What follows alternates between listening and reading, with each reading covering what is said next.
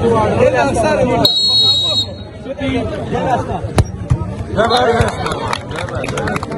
ټورنمنټ دلته دا واړه را جوړی دلته او د ښار کې نور داسې پارکونه نشته دی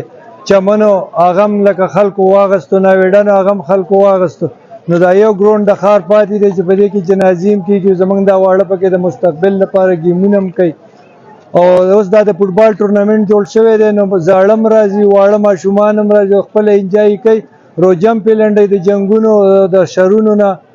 ورځې دي که نه دین هم پکې دا خلک بچ دي او دلته راځي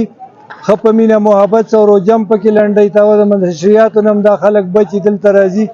او بس دا انجوای کوي او بس ښه په مینه محبت سره زموږ د ښاروالو نور ګروڼونه نشته دا یو ګروڼ دی زموږ د ښار ده بس دا پاتې شوی خو دا هم زموږ نه لاړ نو بیا به زموږ ښاروال ډېره دور شي هغه هر سټیډیم کې جوړ شوی خو سرکاري ګراونډ دی په هغې کې هم اوس لکه خلک ټکسونه الي کوم میچ کې هم پیسې درنه الي که نه د دې ځینې 40-50 روپۍ کرایي ده دا واړه بېروزګاره دي داسې سپورټس والا زموږ دپاره داسې اقدام ونه کړو چې موږ له یا بیټ والي یا موږ ته پیچونه یې کډمینې دغه کې هلته په هغې کې جوړ کړی په هغې باندې هم پیسې دي سپورټس دپاره ډایرکټر له هم دا پکار دی چې زموږ دې ګروڼونو کې دا نالۍ دي چې دا راته بند دي چې دلته په دې کې کار وکړي خو د دې پلیرانو دپاره اقدام والي په دې بل دا ټورنمنټ چې موږ کوم دی رمضان کې جوړ کړی دی دا د دغه دپاره موږ جوړ کړی چې یاره د شر او فساد او د نشو مشو د دې خلکو نه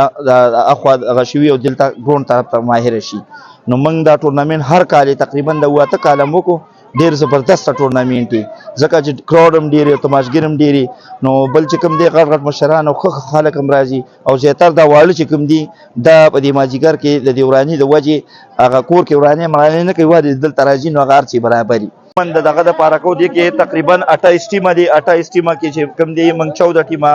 رويسته 14 تی بار شو بیم کې 17 وسته تقریبا بین سم ته جوړ کو څلورم ته سیم فائنل تر نن اولنې سیم فائنل دی دویم سیم فائنل سبا دی نو سبا کې دې کوشش هم کوم ان شاء الله مهمان خصوصي پیدا سبا فائنل موږ خیره کوو دلته پروژه کې ټورنمنټ کیږي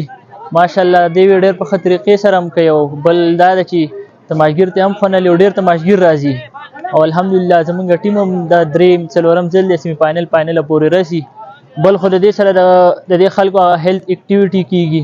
او ریفریش کیږي لږ نو چې د کوم ځای ګراونډونه آبادي دا غزي چې کوم د هسپتالونه به وراني